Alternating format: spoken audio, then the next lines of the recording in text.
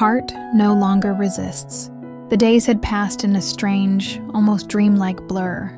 Lila found herself thinking more and more about Rowan, his face lingering in her mind long after he left the shop. There was something about him, a sadness he couldn't quite shake, yet a tenderness that made her want to help him carry his burden. She'd never been one to reach out to others. Her life had always been solitary, her heart too protective to let anyone in. But with Rowan, something felt different. Perhaps it was the shared pain in his eyes, or the way he cared for her so easily.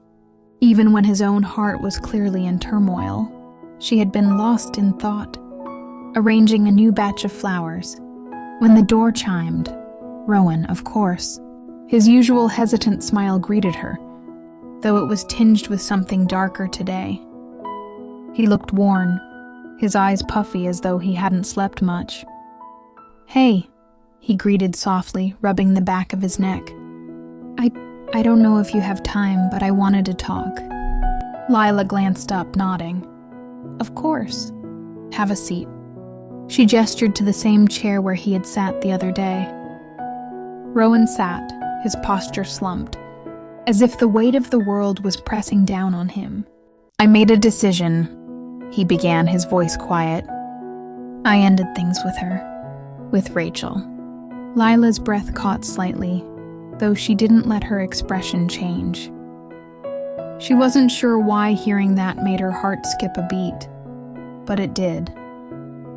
"I don't know if it was the right thing to do," he continued, staring at the floor. "It's hard, but I couldn't keep pretending." Lila leaned against the counter, folding her arms. "You know it's not easy to just walk away from something, even if you know it's bad for you," she said softly, more to herself than to him. "Sometimes we stay because we're afraid of what's left behind." Rowan nodded slowly. "Yeah, I was afraid, but I'm tired of being afraid." The vulnerability in his words pierced through her, something raw and genuine that made her stomach twist. "Lila," he said, meeting her gaze, "I've been thinking about you. About this place. About how much I've come here and how much I've talked to you. I don't know if it's too soon, but I need to say this. I like you.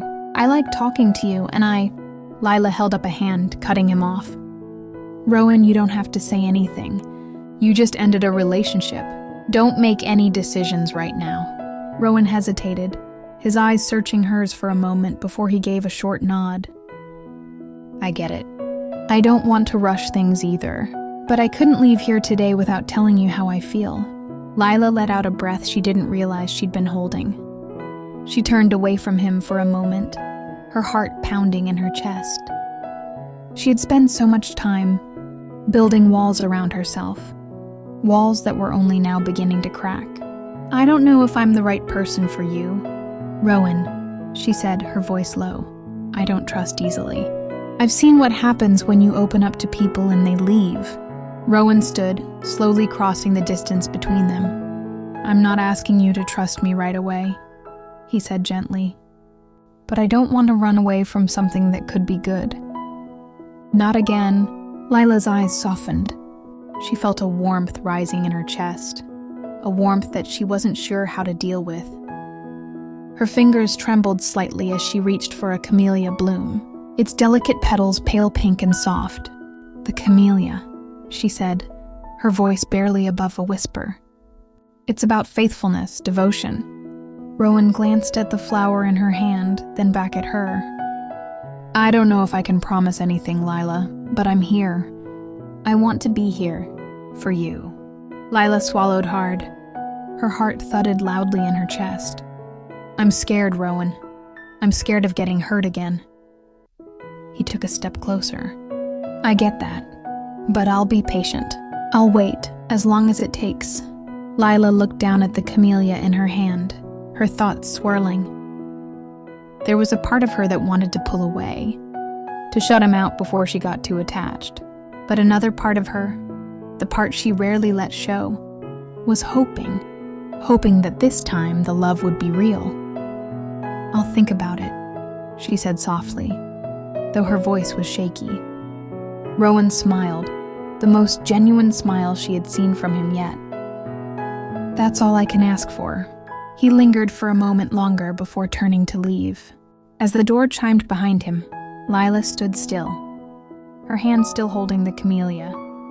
The petals felt soft against her skin, a reminder of how fragile and beautiful love could be if she was brave enough to let it bloom. Rose, the courage to face love. Weeks had passed since Rowan last stepped foot into Lila's flower shop. Though she tried to stay focused on her work, the empty silence that filled the shop without him was unmistakable. There was a hollow space in her daily routine, and whether she admitted it or not, it had everything to do with him. Rowan had stayed away on purpose. He wanted to give Lila time. He knew how deep her scars ran and didn't want to force his presence into a life that was still learning how to heal. But during those weeks apart, something inside him shifted. He finally saw his relationship with Rachel for what it was: comfort, mistaken for love, a toxic pattern disguised as companionship. Meeting Lila had awakened something in him. Her quiet strength, her cautious warmth, and the way she breathed meaning into every flower. She had unknowingly taught him how to see the beauty in life again. Since then, everything had changed. The world felt richer, fuller, more honest, and it was Lila he missed, not Rachel.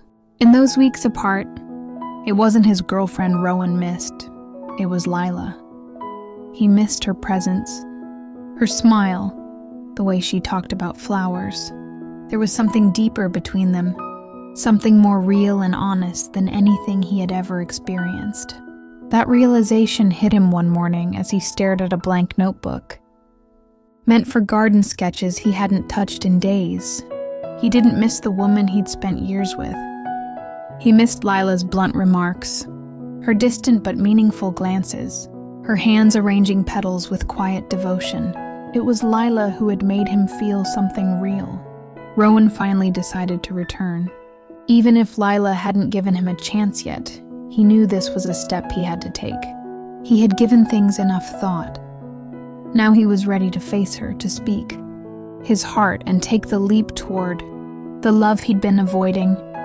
The flower shop was quiet when he stepped inside, the soft chime of the doorbell the only sound.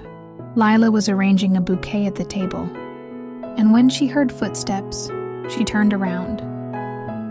The bell above the shop door chimed softly as he entered. Lila was at the counter, her hands delicately wrapping a bouquet of soft lilacs. She paused, then slowly looked up. "Rowan?" Her voice was calm, but there was a flicker of emotion in it.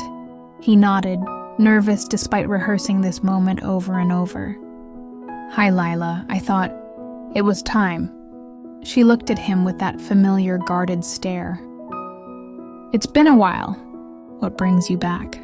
He took a deep breath. "I ended things with Rachel. It wasn't easy, but I realized I couldn't stay in something so damaging. After meeting you, everything started to change.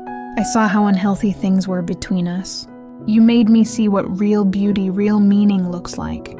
When I was away from you, I finally understood how deep my feelings go. How much I feel for you, Lila." Lila said nothing at first. Her emotions were tangled. Part of her wanted to run, afraid of being hurt. But another part of her felt a warmth growing inside at Rowan's words. She knew there was more to be said.